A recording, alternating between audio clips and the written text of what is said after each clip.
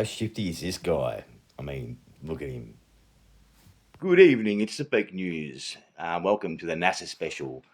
Yeah, they've been lying to us, and they've been caught doing it millions of times. And yeah, none of their stuff. They have no data to actually back up any of the claims they make.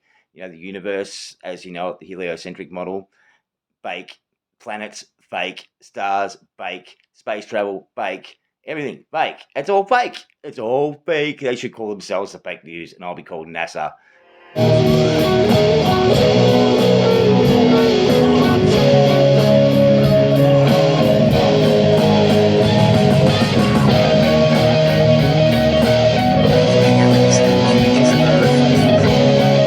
And one of the more prominent scientists you may have seen on YouTube videos, that Neil Degrasse Tyson.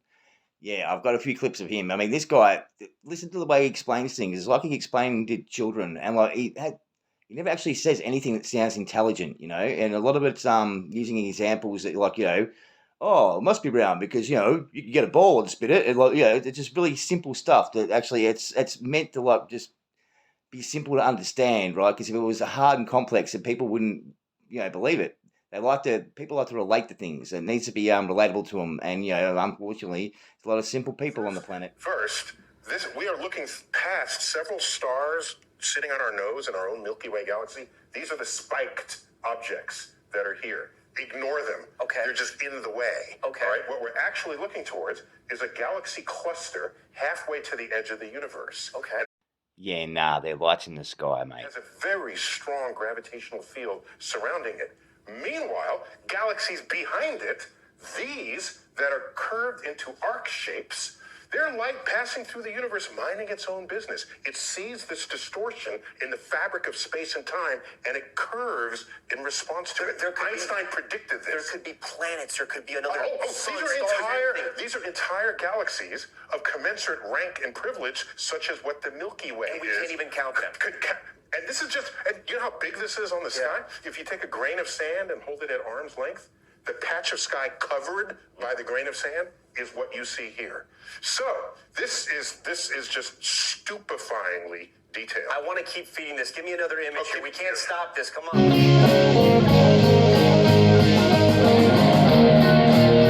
Now they've got this James Webb Telescope. It's supposed to be this new big thing and deliver all these great images from space.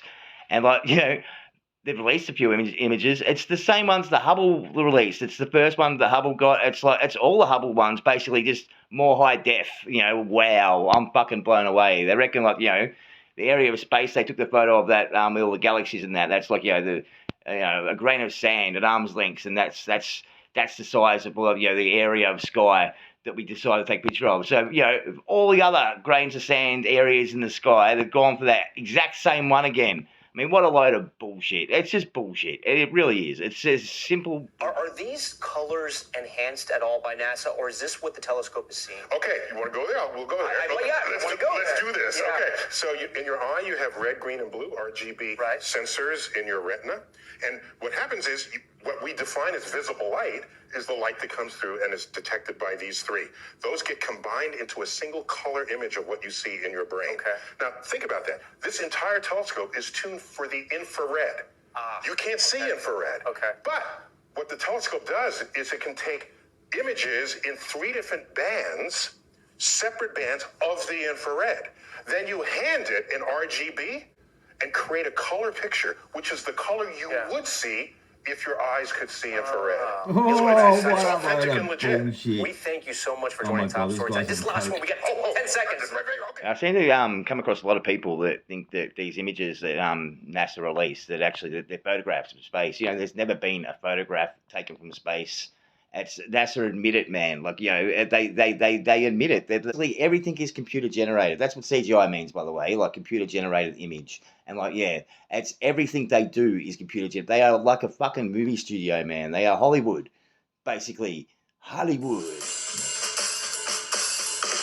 Have you really thought about what it would take to fake a moon landing? Because the rocket did launch. We all saw the rocket launch, okay? So there's hardware there. They're like office buildings of blueprints for the design of the Saturn V rocket. The hundreds of engineering hours that went behind this and the records of those designs. If you wanted to fake the moon landing, you would have to fake all of these documents. And it just seems to me it's way easier to just go to the moon.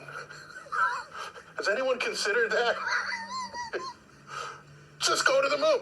That's easier than faking all of this. So, no, but yeah, we went to the moon. Okay, see what he did there? That's like classic deflection. He's basically saying, oh, we had all this evidence for, the design of the rocket. No one's questioning that the rocket doesn't exist. We see that take off all the time. They fucking shoot him out to sea. And but yeah, they don't go into space. But see what he did? He didn't actually comment on the moon landing at all or anything the data that went for that. Basically, he just comments on the data for the rocket, which we all know exists anyway. So, massive deflection. He doesn't actually even answer the question. There's a fascinating frailty of the human mind that psychologists know all about. And it's called argument from ignorance. And this is how it goes. You ready? Somebody sees lights flashing in the sky. They've never seen it before. They don't understand what it is.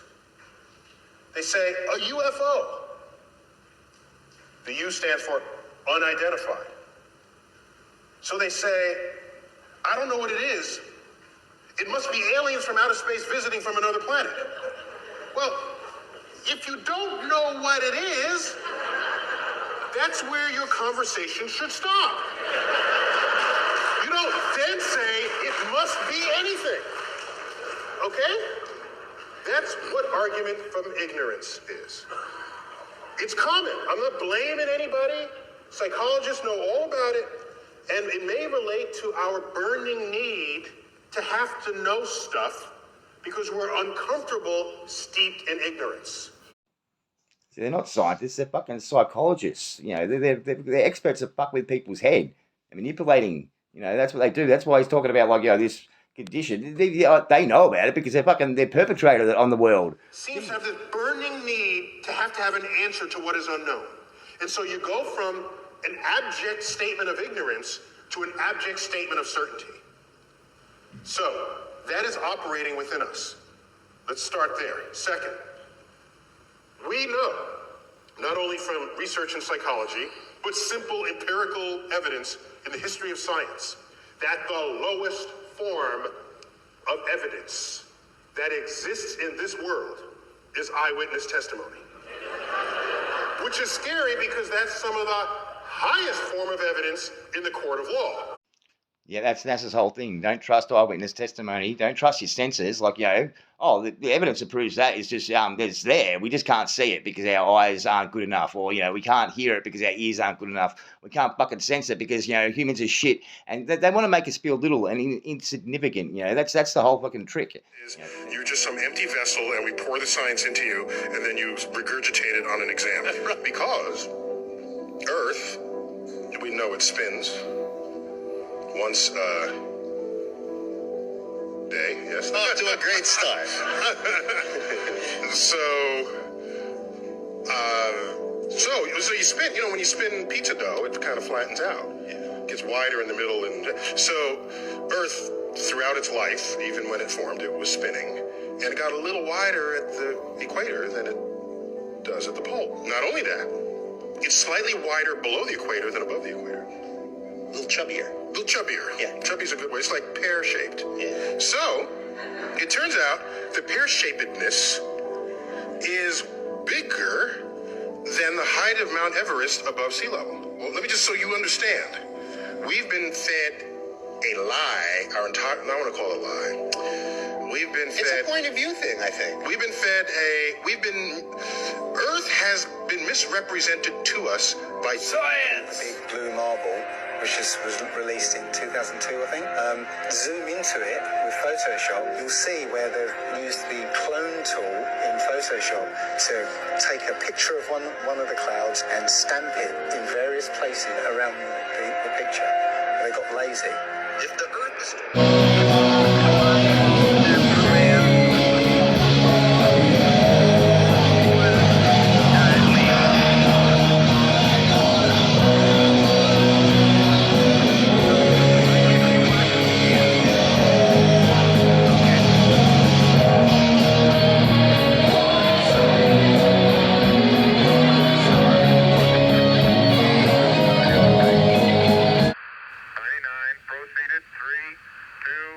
the official moon launch video. This is from the moon landing. This is from NASA back in the 70s. Can you see the flame actually propels it sideways? I don't even know how it lifts off the moon with that. That's just retarded. That is.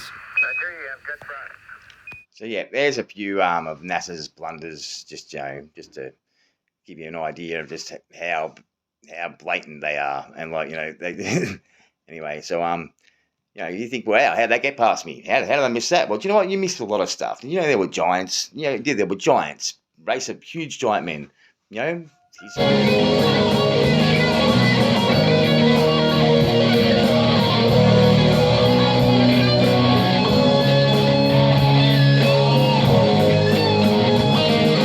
Harp on about flat Earth because I don't know if it's flat. Who knows? I just know that NASA's lying, and I don't think the Earth spins. I don't think so. Whether it's flat or not, who knows? But it definitely doesn't spin because you would feel it when you go out. They say inertia is the reason we don't feel it because we're used to it. We're born on it. Well, that's not true because if that was true, we wouldn't feel any movement. Like we'd go out in the ocean, we wouldn't feel you could feel the movement of the waves. But speaking of that, if the Earth was spinning, all the oceans would be spinning with it, like a whirlpool in a swimming pool when you run around. Like, what happens when you try and run against it? It's got pressure. So, he said, wouldn't the tides just go one way? Wouldn't it all just go one way? What? How does the tides come back again? You say the moon, well, that's bullshit because like the moon's gravitational effect to be able to move the whole ocean, we would feel that, you would think, don't you? But anyway, that's just my opinion.